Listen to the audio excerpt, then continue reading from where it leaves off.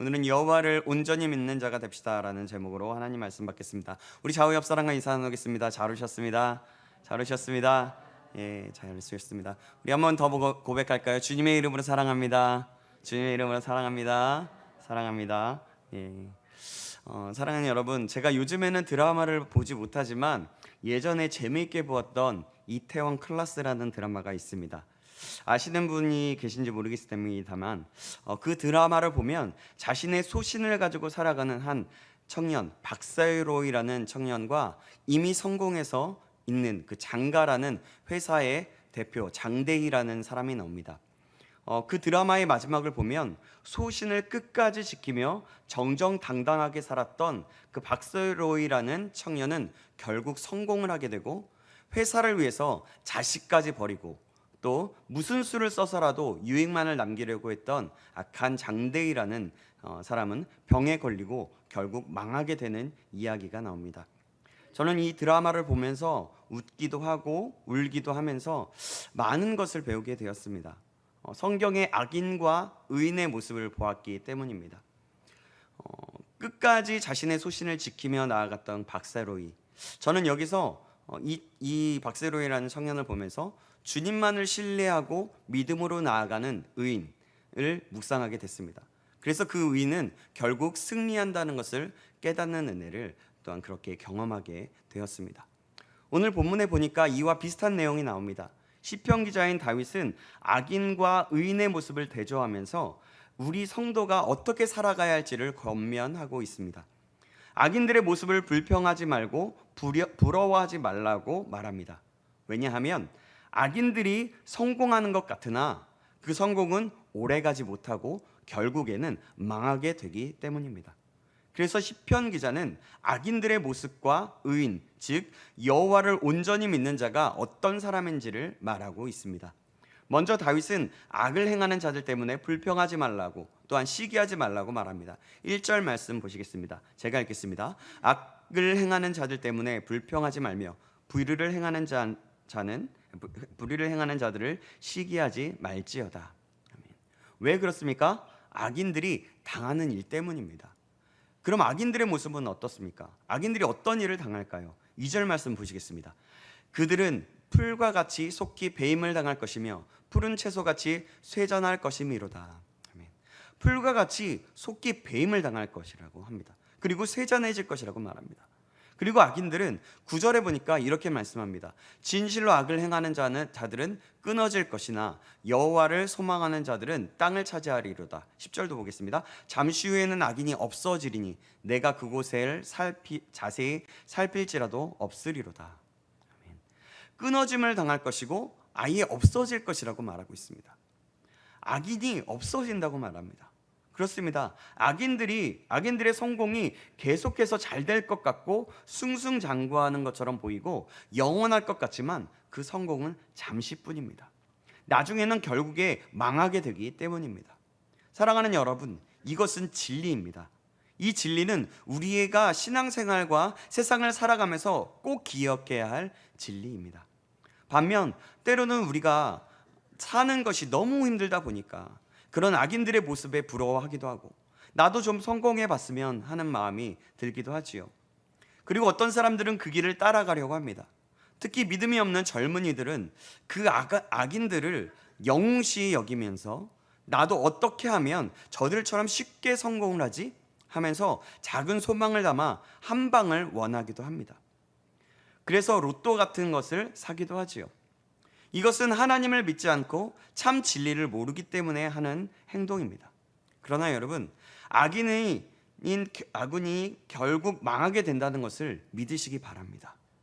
또한 악인이 하는 행동은 무엇일까요? 12절 13절 말씀입니다. 제가 읽겠습니다. 악인이 의인치기를 꾀하고 그를 향하여 그의 일을 가는도다. 그러나 주께서 그를 비웃으시리니 그의 날이 다가옴을 보이심이로다. 아멘.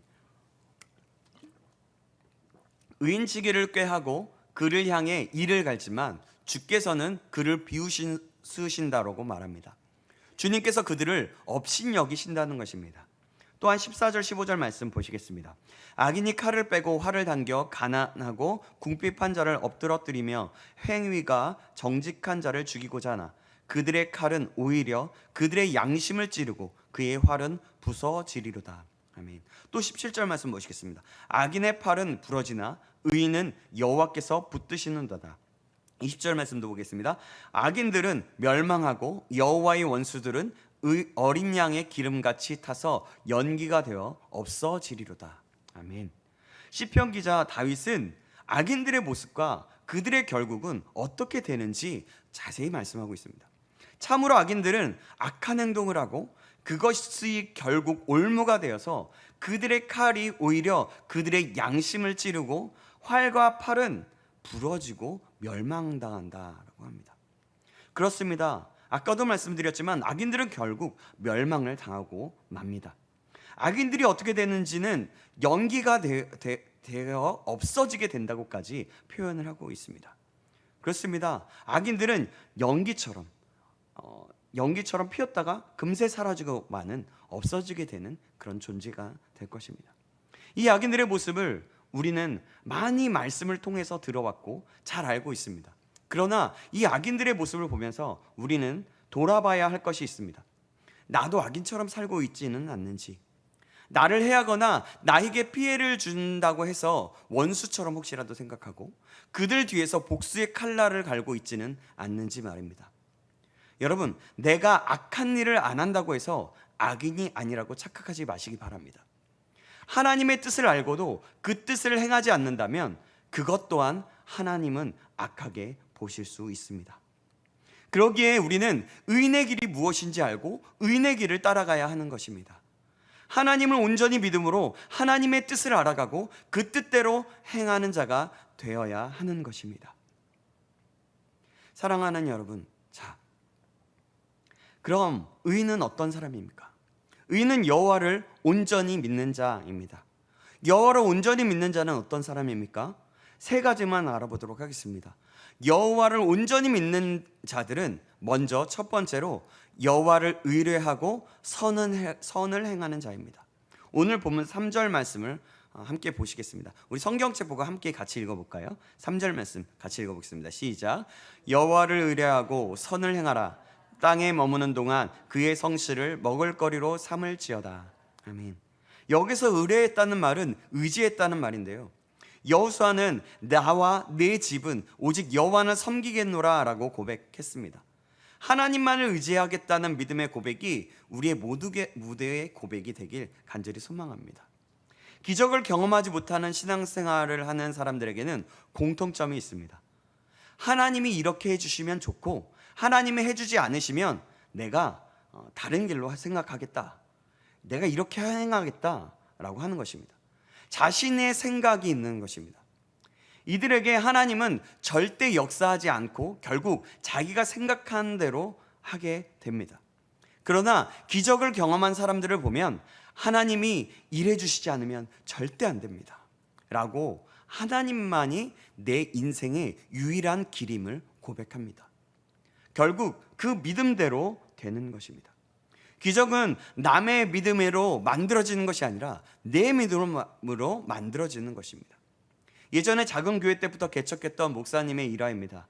지하에 있는 교회에서 차근차근히 건강한 목회, 하나님의 말씀만을 따르는 목회를 지향하면서 하나님의 뜻을 이루는 교회가 되기를 소망하고 또 비전과 꿈을 꾸고 나아갔더니 자리가 부족하게 되었다고 합니다. 그래서 지상에 어느 정도 좋은 자리에 교회를 옮길 때에 아무 대책이 없었는데 하나님이 교회를 옮기게 하셨다는 것입니다.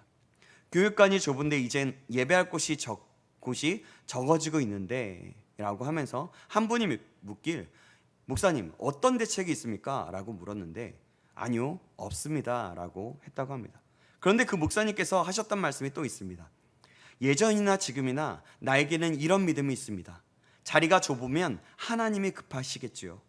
오직 내가 가진 유일한 대책은 하나님뿐이라고 하면서 하나님의 뜻이라면 이루어 주실 것입니다 라고 하면서 고백을 했다고 합니다. 그러면서 대책은 하나님밖에 없습니다 라고 믿음으로 고백할 때에 전능하신 하나님은 인간의 눈으로 불가능한 일들을 이루어 주실 줄 믿게 되었고, 또 그렇게 일하시는 하나님을 경험하였다고 하신 말씀이었습니다. 지금은 그 교회가 성장하여 인원수를 세지는 않지만 대충 어림잡아 신방을 다녀보면 그리고 예배 때에 예배당에 좌석에 앉아서 채워지는 것을 보면 500명 이상의 예배하는 교회가 된 것 같다고 하면서 그 모든 것들이 정말 하나님이 하셨다라고 하면서 간증하는 모습을 보았습니다. 우리는 이야기를 들으면서 어떤 마음을 가지게 되십니까? 저는 여호와를 의뢰하며 나아갈 때 하나님께서 하나하나 행하시는 일들을 보게 된다는 것을 다시 한번 깨닫게 되었습니다. 우리의 인생길에서 여호와만이 대책이시며 의지할 분이시라는 것을 깨닫게 되었습니다. 그래서 또한 소망이 생기며 기도하게 되었습니다. 정말 하나님만을 의지하며 나아가는 자가 될 때 하나님께서 나의 삶과 나의 모든 사역을 통해서, 우리의 모든 사역을 통해서 기적을 행하시고 놀라 하나님의 계획들을 이루어 나가실 것이라는 그러한 소망입니다. 저와 여러분의 삶에도, 제가 맡은 청년부, 제가 또 잠깐 맡고 있는 청년부에도, 또 더 나아가서는 우리 신창교회 전체에도 이러한 일들이 일어나게 되기를 간절히 소망하며 주님의 이름으로 축원합니다. 여호와 하나님만을 의뢰하시기 바랍니다. 여호와를 온전히 믿는 자, 두 번째는 여호와를 기뻐하는 자입니다. 오늘 본문 4절 말씀입니다. 4절 말씀 제가 읽겠습니다. 또 여호와를 기뻐하라. 그가 내 마음의 소원을 내게 이루어 주시리로다. 여호와를 기뻐하라는 말은 바로 하나님을 즐거워하라는 의미입니다. 하나님을 즐거워한다는 말의 뜻이 무엇일까요? 바로 하나님만으로 만족하는 것을 의미합니다. 다시 말하면 여호와 하나님 때문에 내가 기쁘다는 것입니다. 여러분, 어린아이에게는 엄마만 있으면 되지 않습니까? 젖먹이의 어린아이들을 생각해 보십시오. 엄마 안에 모든 아이의 필요가 있기 때문입니다. 아이가 목마른 것도, 배고픈 것도, 아픈 것도, 추운 것도 엄마 하나면 됩니다. 그러므로 어린아이에게는 엄마 있는 것이 복입니다. 어린아이에게는 세상에 좋은 것을 다 주어도 엄마가 없으면 기쁨이 안 됩니다. 엄마 있을 때 장난감도 장난감이 됩니다. 우리도 마찬가지입니다. 하나님만 있으면 된다는 것, 하나님 한 분만으로 만족하는 것, 그것이 여호와를 기뻐하는 것입니다. 그런 마음으로 우리 인생의 문제를 가지고 하나님, 이런 어려움이 있습니다. 어떻게 해야 합니까? 하나님, 당신은 아시지요? 하나님과 함께 이 일을 풀어나가고 싶습니다 라고 고백하는 것이죠.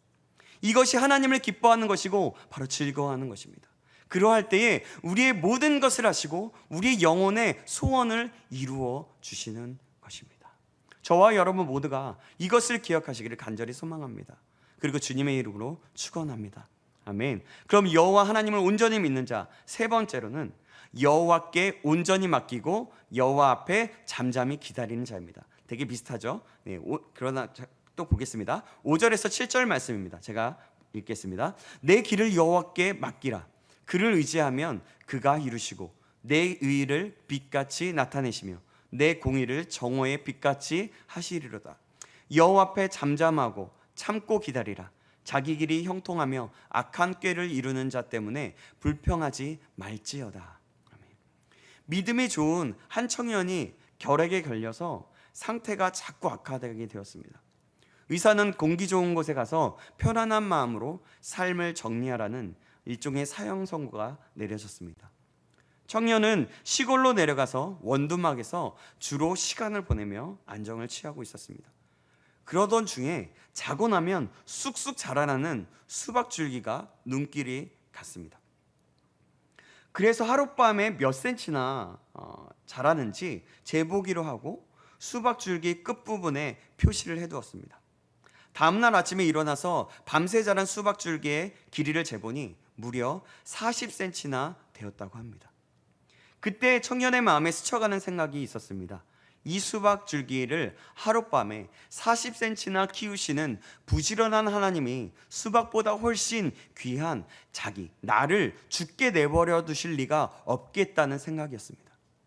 이후 그의 청년의 가슴 속에는 하나님으로 인한 기쁨이 넘쳤고 의사도 놀랄 정도로 병은 빠르게 치료되었다라고 얘기하면서 그런 일들이 있었습니다. 하나님께 우리의 인생의 모든 것을 맡겨야 하는 것입니다. 우리가 이해할 수 없는 상황에 올지라도 남들은 모두 잘 되는 것 같은데 나는 왜 이렇게 힘들고 어려울까? 라는 질문이 올 때에도 하나님을 신뢰해야 하는 것입니다. 그때 하나님께서는 정오의 햇빛과 같은 찬란함을 보여줄 것입니다. 우리가 알 수 없을 때가 많지만 하나님께서 놀라운 계획과 섭리를 가지고 계십니다. 하나님의 그 섭리를 기대하면서 하나님 앞에 잠잠히 기다리는 태도가 필요한 것입니다. 또 한 가지 이야기를 들려드리겠습니다. 2차 대전 때 나치 수용소 벽에 이런 글귀가 새겨져 있었습니다. 하나님, 저는 태양이 빛나지 않아도 태양이 있음을 믿습니다. 외로워도 사랑이 존재함을 믿고 당신이 침묵해도 당신을 믿습니다. 이런 믿음이 필요한 것입니다. 그런 믿음의 고백을 가지고 하나님께 나아가고 하나님의 때를 기다려 보시기 바랍니다. 그때 하나님은 침묵하시는 것 같아도 소리 없이 가장 멋진 계획을 착착 진행시키고 결국 엄청난 그 절망을 엄청난 희망으로 바꾸십니다. 그 하나님을 믿고 오뚜기처럼 다시 일어나시기 바랍니다. 어느 날 엘리야는 바알 선지자들과 대결해서 승리를 했습니다. 그러나 다음 날 왕후 이세벨의 보복에 관한 얘기를 듣고 두려움에 사로잡혀서 광야로 도망쳤습니다. 그리고 그 시내 산의 한 동굴에서 홀로 있을 때 하나님은 그에게 말씀하셨습니다. 엘리야야, 바알에게 무릎을 꿇지도 아니하고 입을 맞추지도 아니한 사람 7,000명을 내가 남겨놓았다. 그때 그는 혼자가 아님을 깨닫고 새롭게 새 힘을 가지고 일어났습니다. 사랑하는 여러분, 살다 보면 어려움을 만날 때가 너무나 많습니다. 지금 우리 이 시대는 정말 어려운 시대에 살고 있습니다. 그래서 사람들은 어렵다, 힘들다 그런 말들을 입에 달고 살고 있습니다. 사랑하는 여러분, 그러나 하나님이 우리 편에 있기 때문에 하나님이 우리와 함께 하실 때에 우리는 그 염려 가운데 있고 그 패배 속에 있지 않고 다시 새 힘을 얻을 수 있습니다. 그래도 염려하지 마십시오. 하나님은 우리를 이끄시는 영적인 내비게이션과 같은 분이십니다. 내비게이션은 다른 길로 가면 즉시 경로를 재탐색해서 새로운 길을 일러줍니다. 그처럼 하나님은 우리가 잘못된 길을 들어서도 그 상태에서 가장 선한 길로 새롭게 인도해 주시는 분이십니다. 그러므로 아무리 어려워도 낙심하지 말고 그때 하나님을 새롭게 만나시기 바랍니다. 그러면 영혼의 심지에는 새로운 불이 붙고 꿈과 비전의 성취는 더욱 빨라지게 이루어질 것입니다. 바로 하나님의 꿈과 하나님의 비전이 말이죠. 사랑하는 여러분, 말씀을 맺습니다. 오늘 우리는 악인들의 모습과 하나님을 믿는 의인들의 모습을 대조하는 시편기자 다윗의 권면을 들었습니다. 오늘을 살아가는 우리는 급변하고 점점 어려워지고 가는 시대에 살아가고 있습니다. 사랑하는 여러분, 그러할지라도 하나님을 온전히 신뢰하고 믿음으로 살아갈 수 있게 되기를 간절히 소망합니다. 여호와를 의뢰하고 선한 일을 행하며 여호와 하나님을 기뻐하고 여호와 하나님께 우리의 삶을 맡겨드리면서 우리에게 주실 하나님의 때를 잠잠히 기다리고 믿음으로 기대하며 기도하며 나아가는 그런 믿음의 사람이 되기를 주님의 이름으로 축원합니다. 아멘. 기도하겠습니다. 사랑의 하나님 아버지, 감사합니다. 오늘도 말씀 속에서 깨닫는 은혜를 주심에 감사합니다. 오늘 말씀을 기억하면서 악인은 영원한 것 같으나 곧 멸망하게 됨을 알게 하시고 또 온전히 여호와 하나님을 믿는 믿음 안에서 살아갈 수 있도록 인도하여 주시옵소서.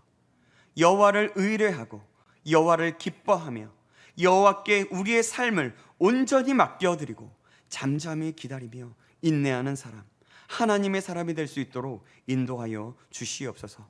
살아계신 우리 구주 예수 그리스도의 이름으로 기도합나이다. 아멘.